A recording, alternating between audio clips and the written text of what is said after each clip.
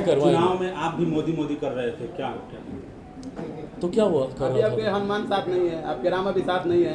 भाई, मैं अपने राम पे या किसी पे मैं तो उन्होंने आपके चाचा को बनाया, मैं आपके लोजपा को मैं किसी पे उंगली तब उठाऊं ना भाई अगर मेरे अपने मेरे साथ होते हैं। धोखा तो मुझे मेरे अपनों ने दिया ना।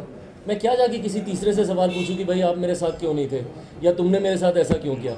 मेरे चाचा और मेरे भाई अगर मेरे साथ होते तो दुनिया की कोई ताकत नहीं थी कि मेरी पार्टी या मेरे परिवार को तोड़ सकता।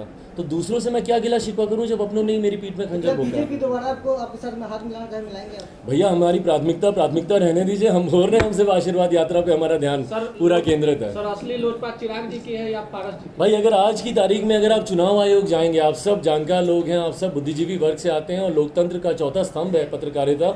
आप लोग अगर चुनाव आयोग जाएंगे आप लोग जा सकते हैं और वहाँ पर अगर आप लोग पूछेंगे कि भाई लोक जनशक्ति पार्टी का राष्ट्रीय अध्यक्ष आज की तारीख में कौन है तो चुनाव आयोग आपको बताएगा कि वो चिराग पासवान है। जो मैंने याचिका डाली थी, मैंने याचिका डाली थी कि जिन 5 सदस्यों को हम लोगों ने पार्टी से निष्कासित किया है उसमें से एक को पार्लियामेंट में, संसद में लोक जनशक्ति पार्टी के संसदीय दल का नेता बना दिया गया था स्पीकर महोदय द्वारा।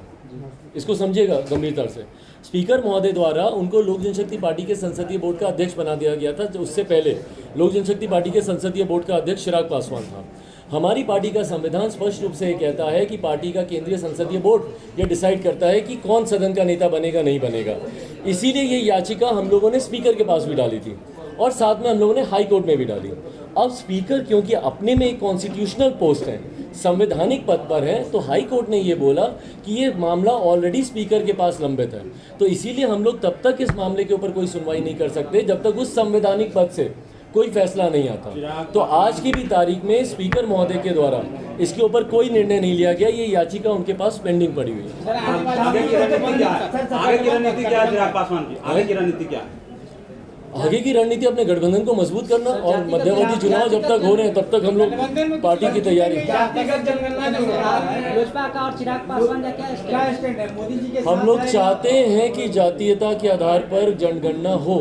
जातीय जनगणना का लोक जनशक्ति पार्टी समर्थन करती है। कारण मैं इसका आपको बता देता हूँ। केंद्र में और राज्य में कई ऐसी योजनाएं हैं जो कि जाति के आधार पर बनती हैं। केंद्र सरकार भी SC ST वर्ग हो, विभिन्न पिछड़ा वर्ग हो, कई समुदाय हैं जिनको ध्यान केंद्रित रखते हुए उनके लिए राशि आवंटित करती है। तो जिस वर्ग के लिए आप राशि आवंटित कर रहे हैं आपको जानकारी होनी चाहिए कि भैया उस वर्ग की आबादी कितनी है।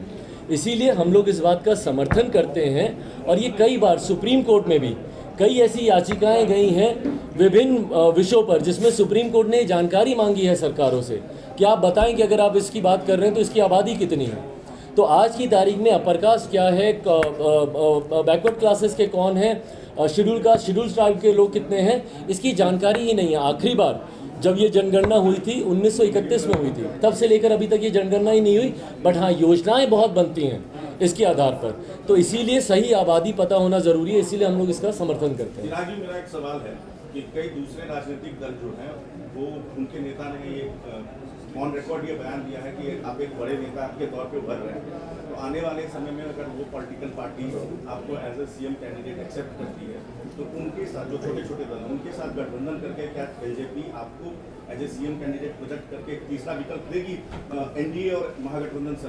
भाई मैं ईमानदारी से बोलूँगा, आज की तारीख में जैसा मैं बार बार बोल रहा हूँ, मेरी प्राथमिकता सिर्फ और सिर्फ मेरी लोक जनशक्ति पार्टी, इसका संगठन बढ़ाना और बिहार फर्स्ट बिहारी फर्स्ट जो मेरे नेता की आखिरी इच्छा थी उसको जनता तक लेकर जाना है। गठबंधन, लाइक माइंडेड पार्टीज़ कौन है, क्या बातें हैं, नहीं हैं, ये जब चुनाव आएंगे। और ये जनरल प्रैक्टिस है, मैं कोई अनोखी बात नहीं कर रहा। ये हमेशा भाई सहनी साहब जो VIP पार्टी के हैं उन्होंने तो चुनाव से कुछ दिन पहले ही गठबंधन छोड़ा था। तो गठबंधन का स्वरूप बनता बिगड़ता रहता है चुनाव तक।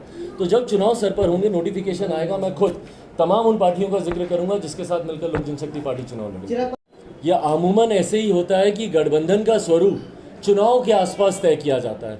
तो जब चुनाव सर पर होंगे, नोटिफिकेशन जारी कर दिया जाएगा, उस वक्त मैं खुद आप लोगों के सामने आकर गठबंधन के स्वरूप के बारे में चर्चा करूंगा। पर मौजूदा परिस्थिति में मेरी प्राथमिकता से मेरी आशीर्वाद यात्रा और उसके माध्यम से अपने संगठन को मजबूत करना। क्या दोबारा मिलना चाहेंगे आप?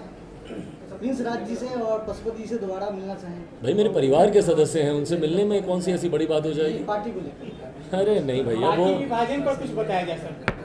उस पर बहुत बातें हो चुकी हैं, चाचा ने बहुत कहा कैसे- चुका चाचा ने है। मेरे कैसे पास धोखा कुछ दे दिया? नया ऐसा नहीं है कहने के लिए। चाचा ने कैसे धोखा दे दिया, क्या कारण रहा? भाई वो सबको पता है। आज मैंने कहा कि आज की तारीख में मेरी प्राथमिकता अब वो लोग नहीं हैं जिनको पार्टी से निष्कासित कर दिया गया है।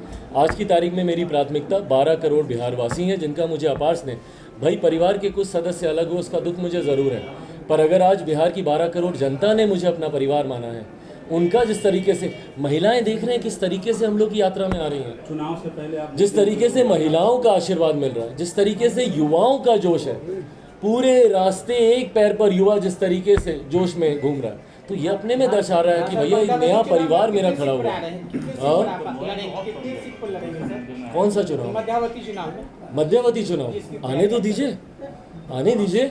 मुख्यमंत्री पूरी तैयारी में है। जो पीएम मटेरियल जो बन रहे हैं वो पीएम मटेरियल इसीलिए बन रहे हैं कि मध्यावधि चुनाव चाहते हैं। पेगासस पे केंद्र सरकार के खिलाफ बोलते हैं, भाजपा के खिलाफ बोलते हैं।